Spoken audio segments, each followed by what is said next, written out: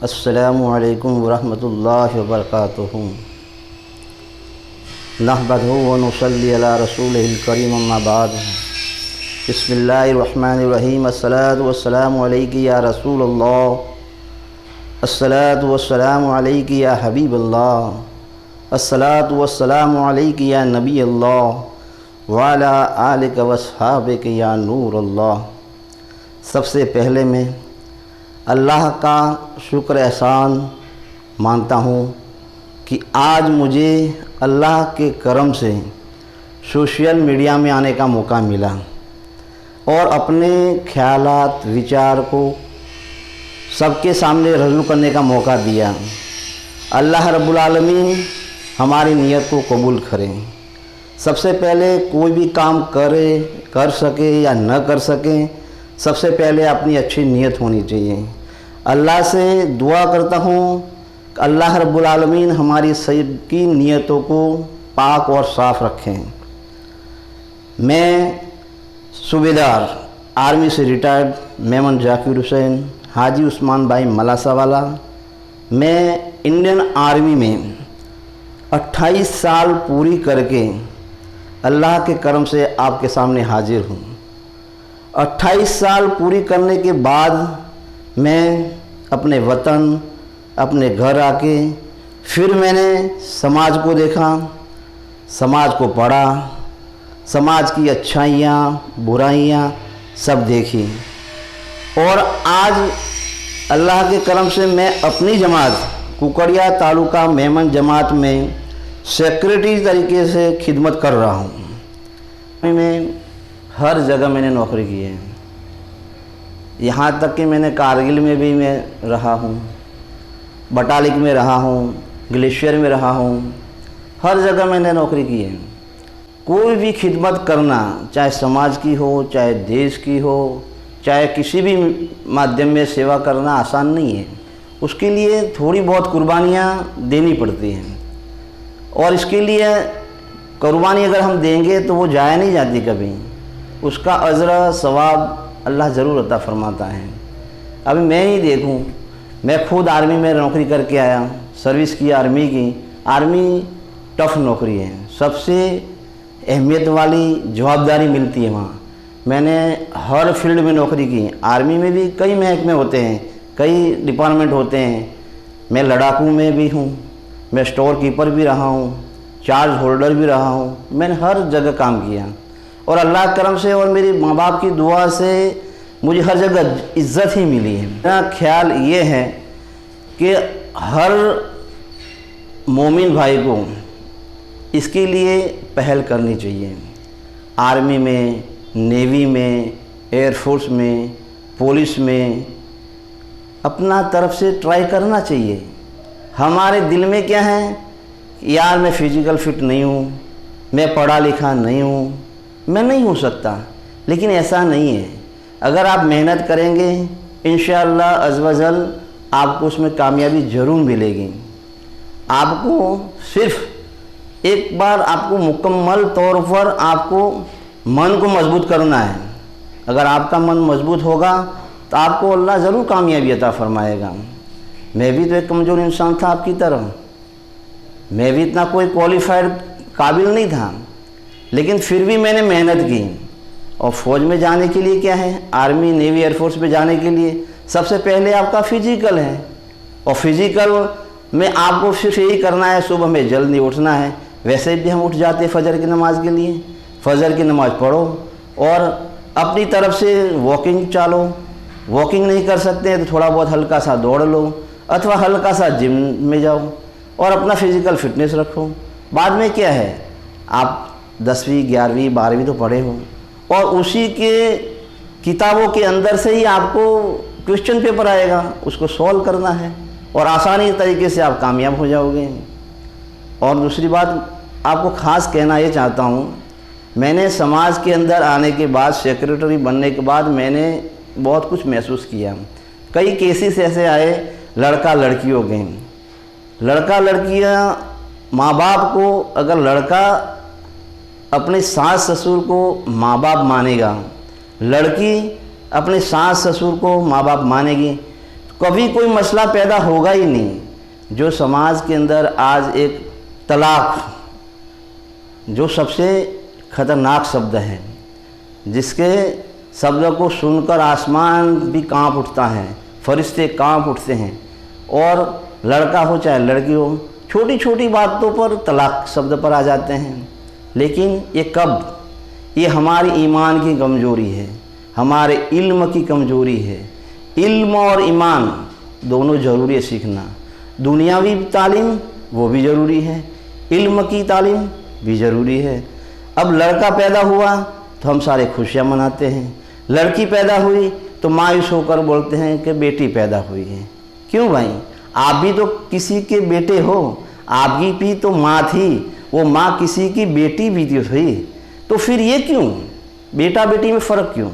और बेटा बना, बेटा पैदा हुआ तो उसको हम सोचेंगे कि यार मेरा बेटा आया है, मैं उसको डॉक्टर बनाऊंगा, इंजीनियर बनाऊंगा, आलिम बनाऊंगा, वकील बनाऊंगा।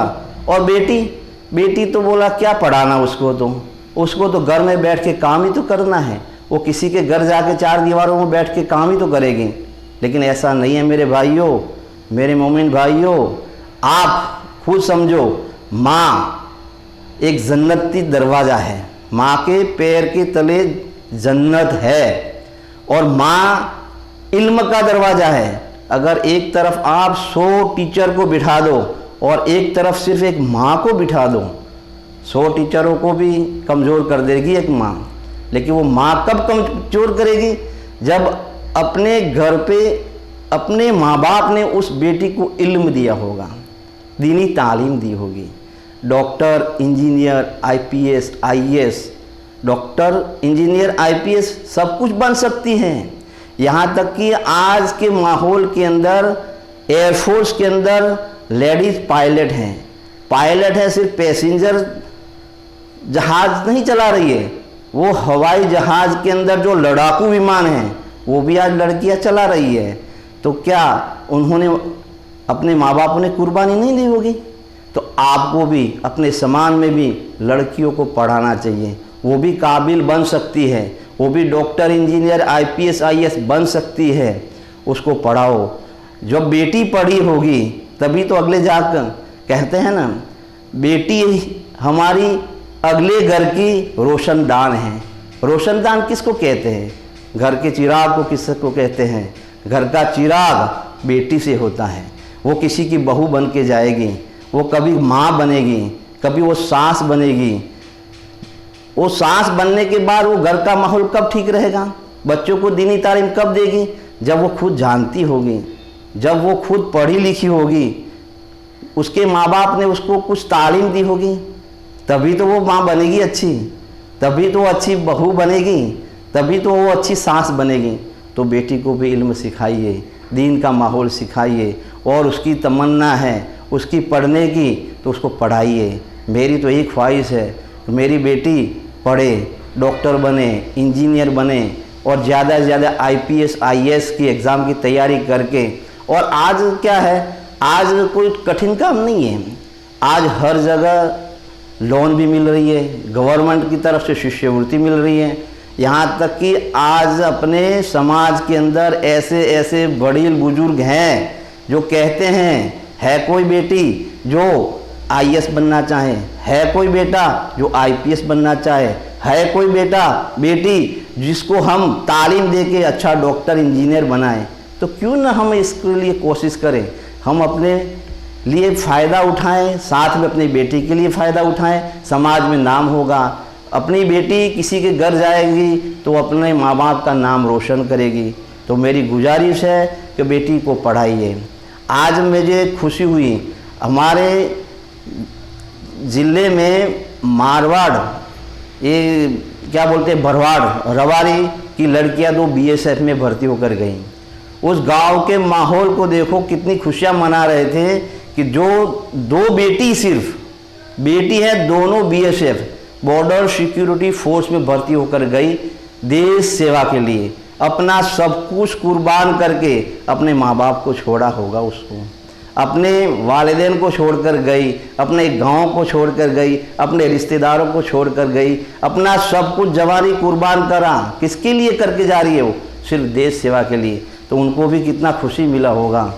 तो मेरा कहने का मतलब, मैं ये नहीं कह रहा हूँ कि अपनी बेटी को BSF आर्मी में भर्ती करो, लेकिन इतना तो करो कि वो आने वाली नस्लों को अपनी तालीम अच्छी दें। अपनी बच्चियाँ हो, लड़का हो चाहे लड़की हो, उसको अच्छी तरह से तालीम दे के उनकी ज़िंदगी और आखिरत को संवारे। तो भाइयों, मेरे मोमिन भाइयों, मैं फिर से आपसे ये रिक्वेस्ट करता हूँ, अपनी बेटियों को कभी गलत मत समझो। तालाब में एक मछली गंदी होती है, इसका मतलब ये नहीं है कि सारा तालाब की मच्छियाँ गंदी हैं, ऐसा नहीं है भाइयों। कोई न कोई बेटी से गलती हो सकती है, लेकिन हमारा ख्याल होना चाहिए कि हम अपनी बेटी को इतना इल्म दें, इतनी पढ़ाएं, ताकि उसको कभी दहेज देने की ज़रूरत न पड़े।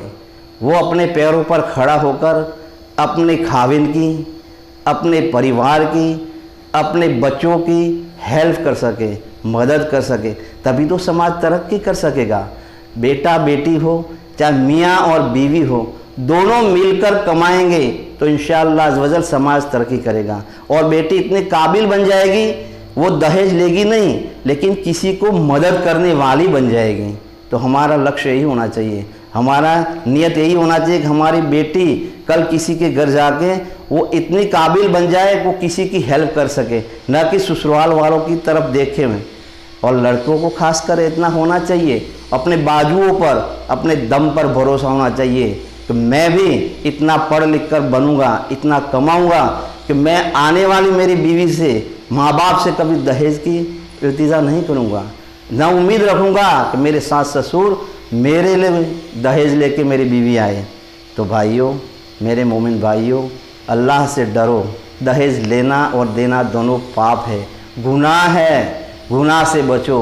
कल क़यामत के दिन आपको जवाब देना पड़ेगा। कल क़यामत के दिन आपको पहला पूछा जाएगा कि आपने दहेज क्यों लिया था, तब आप क्या जवाब दोगे? तो मेरे भाइयों, अल्लाह से डरो, दहेज से बचो। हाँ, अल्लाह ने आपको नवाजा है, आपकी ख्वाहिश होती है मैं अपनी बेटी को 10 तोला सोना दूँ, 2 बंगले दूँ, 2 गाड़ियाँ दूँ। आपको मैं मना नहीं करूँगा, क्योंकि आपको अल्लाह ने दिया है, आप दो, लेकिन किसी को दिखाने के लिए ना दो, जिसकी वजह से किसी की गरीब बेटी का दिल दुखे, दिल तड़पे, कोने में बैठ के रोए और कहे, ए अल्लाह, तू मेरे वालिदैन को भी इतना काबिल बनाता तो कल मैं शादी होती मेरी तो मेरे माँ बाप भी मुझे इतने तोला सोना, इतना बंगला, इतना प्लॉट खरीद कर देते। तो ऐसा क्यों करते हो? देना है आपको, दो, मैं मना नहीं करूं। अल्लाह ने आपको नवाजा है। अपनी बेटी को अगर 10 तोला सोना देते हो तो आप अगर 1 तोला कम देंगे तो क्या फ़र्क पड़ेगा? आप सिर्फ दो, 9 तोला सोना दो। 9 तोला देने से उसके अंदर कमी नहीं आएगी, लेकिन आपने जो 1 तोला सोना रखा है, वो 1 तोला सोना आप गरीब की बेटी को दो। आप मकान दे रहे हैं, बंगला दे रहे हैं, प्लॉट दे रहे हैं, जाहिर में बता रहे हैं कि मैंने अपनी बेटी के लिए 2 प्लॉट खरीद लिए हैं, जाहिर में बोल रहे हैं कि मैंने अपनी बेटी के लिए 2 बंगले खरीद लिए। दो, आपको अल्लाह ने दिया है, मैं मना नहीं करूँगा, आपके दिल को ठेस नहीं पहुँचाऊँगा, दुख नहीं पहुँचाऊँगा, लेकिन आप इतना करिए, अपनी बेटी को 50 लाख का बंगला दे रहे हैं तो कम से कम गरीब बेटी के लिए 5 लाख का 2 कमरे वाला मकान दे दीजिए। अल्लाह उसमें खूब बरकत देगा।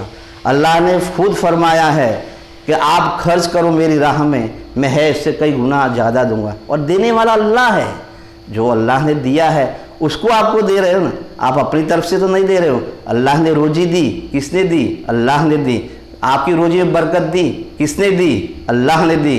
तो अल्लाह का शुक्र अदा करो। और अपनी बेटी के लिए जो 10 तोला सोना दे रहे हो, उसकी जगह आप 9.5 तोला दो, 9 तोला दो। जो आधा तोला 20, 25, 50 हज़ार का बचता है वो गरीब बेटी को धीरे से दे दीजिए, ताकि उसके दिल के अंदर भी खुशी रहेगी। आप मकान दे रहे हैं तो ज़्यादा से ज़्यादा 5-10 लाख का मकान गरीब बेटी को भी दे दीजिए। गरीब की ब्याह के अंदर कोई दहेज ला के ऐसा दे दीजिए, बर्तन दे दीजिए, ताकि उसके दिल के अंदर ठंडक रहेगी, वो भी खुशियाँ मनाएगी और वो भी दिल से दुआ देगी आपको। अल्लाह रब्बुल आलमीन आपकी कमाई में और बरकत अता फरमाएगा। तो मेरे भाइयों, मेरे बुजुर्गों, आप अल्लाह से डरो। मैं तो ये बोल रहा हूँ, ये जो अभी आयशा का जो किस्सा हुआ वो कैसे हुआ? वो सिर्फ दहेज के लिए हुआ। उसका आदमी कमज़ोर था कमाने के लिए। वो क्यों? कि उसने पढ़ाई नहीं की, इल्म नहीं था, तभी तो ये हुआ। अगर उसके अंदर खुदा होता, खौफ खुदा सबके अंदर होना चाहिए। और इल्म, सबसे बड़ी नेमत है इल्म। इल्म सीखना हर मोमिन लड़के लड़की के लिए फ़र्ज़ है। लेकिन आज हम इल्म सीखते हैं? नहीं सीखते हैं। हम सोचते हैं यार कैसे पढ़ूंगा मैं तो रिक्शा चला रहा हूँ, मेरी तो छोटी सी दुकान है, मैं अपने बेटे को कैसे डॉक्टर इंजीनियर बनाऊंगा?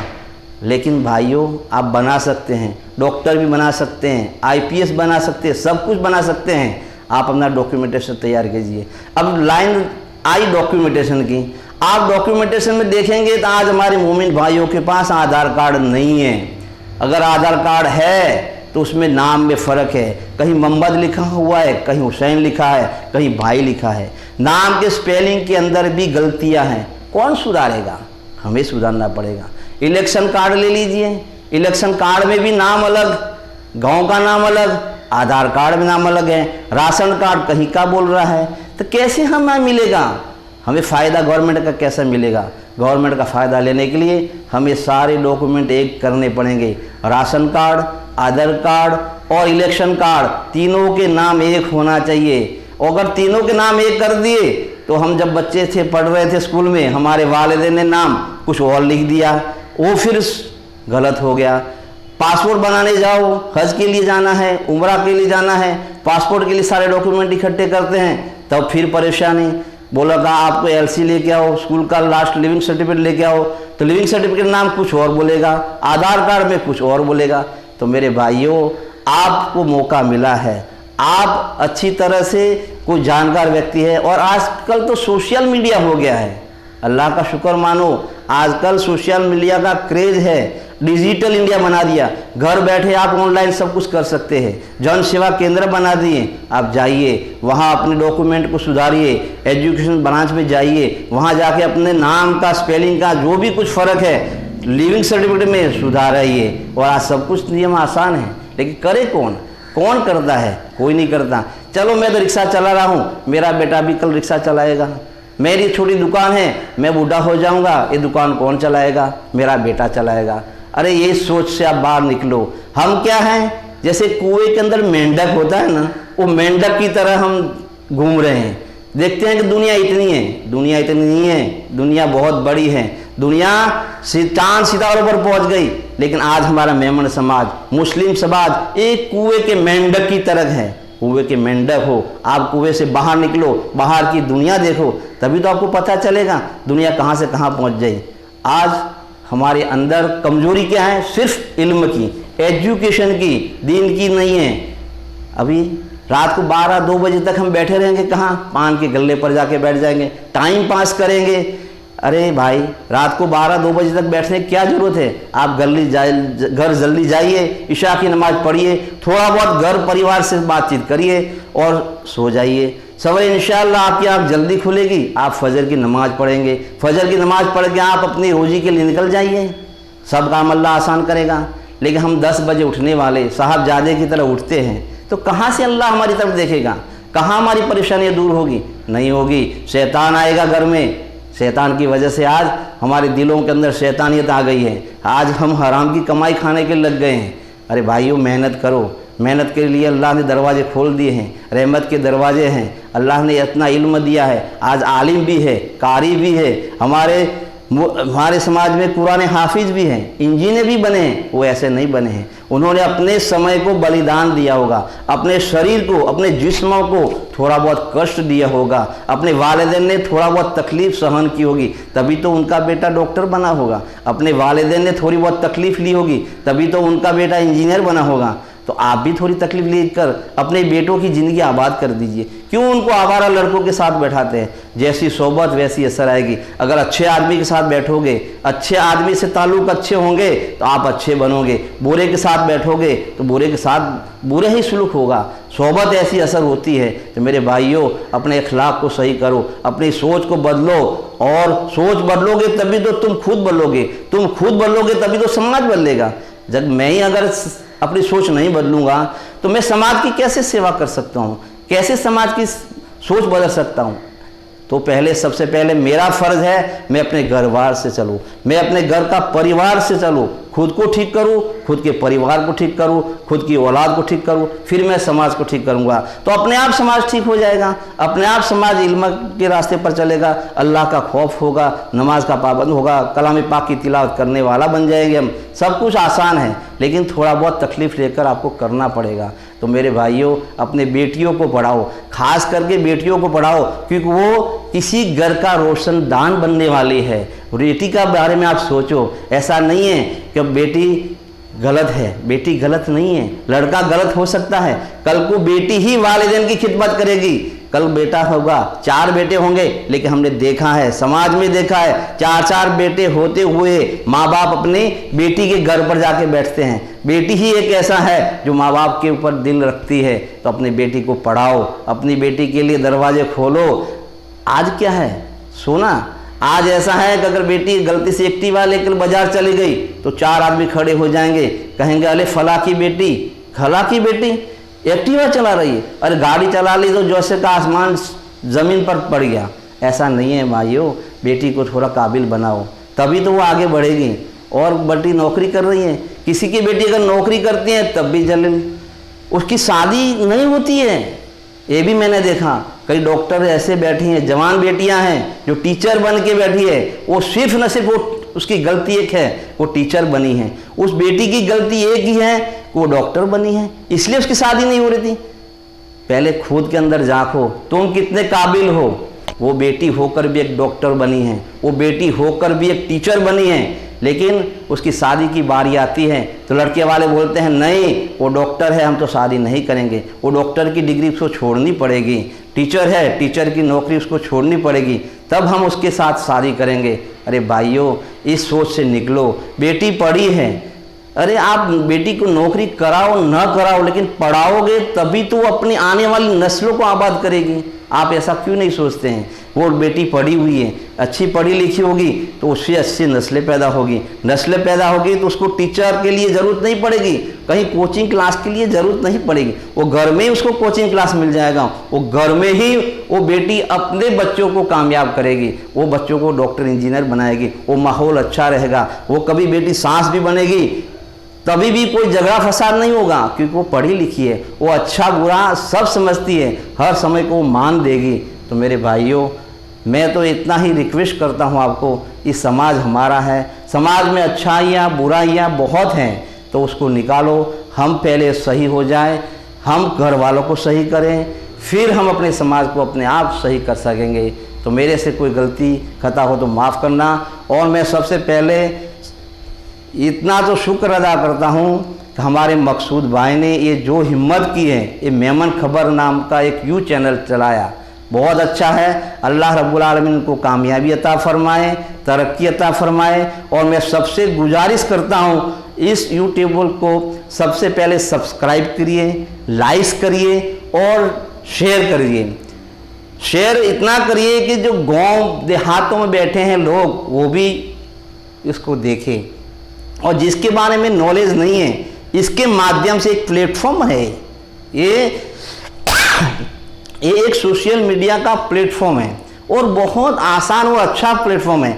आज हम मोबाइल छोटा बच्चा को भी देते हैं, रो रहा है, छोटा बच्चे को मोबाइल पकड़ा दिया तो बेटा गेम खेलता है। अरे बच्चा गेम खेलता है अच्छी बात है, लेकिन साथ में उसको ये भी दीजिए, उसके अंदर सब्सक्राइब किया हुआ होगा, डाउनलोड किया होगा, सेव किया होगा वीडियो ऐसा मेमन खबर का, उसको दीजिए, वो सुनेगा, उसके अंदर कोई अच्छी बात उसके दिमाग में आ जाएगी, तो किसी न किसी एक की ज़िंदगी बन जाएगी, तो हमारा भी आखिरत बन जाएगा और उसका भी आखिरत सुधर जाएगा। तो मेरे भाइयों, दुआ कीजिए इस मेमन खबर को अल्लाह रब्बुल आलमीन कामयाबी अता फरमाए, और ज़्यादा से ज़्यादा इसको शेयर करिए और सब दुआ करिए। छोटे बच्चे जो गेम देख रहे हैं उनको भी बोले कि आप वीडियो देखिए और इसको सब्सक्राइब कीजिए, इसके ऊपर आप बटन दबाइए। मेरा तो यही इल्तिजा है, मेरी यही दुआ है, मेरा समाज तरक्की करे, मेरी बेटियां तरक्की करे, और इस यूट्यूब जो ये सब्सक्राइब है ये जो मेमन चैनल, मेमन खबर चैनल है, अल्लाह रब्बुल आलमीन उसके 4 चांद लगाए और इसके माध्यम से गरीब, अमीर से अमीर भी इसको देखे और इससे हमें अच्छी गाइडलाइंस लेकर अच्छे अमल करें। इसमें बहुत अच्छे वीडियो आते हैं, अच्छी बातें मिलती हैं, दीन की भी हैं, दुनिया की भी है, सब सीखने के लिए मौका मिलता है। तो आप इसको देखिए, ज़रूर देखिए। अगर मेरे से कोई गलती से कोई ऐसी बात निकल गई हो जो आपके दिल में तकलीफ़ पहुंची हो, लड़के के बारे में हो चाहे लड़की के बारे में हो, तो मैं माफ़ी चाहता हूं और दुआ करता हूं अल्लाह रब्बुल आलमीन हम सबको नेक रास्ता दिखाए और अल्लाह हम सबको कामयाबी अता फ़रमाए, हमारे समाज की तरक्की अता फ़रमाए। वाखिर दावाना अल्हम्दुलिल्लाहि रब्बिल आलमीन।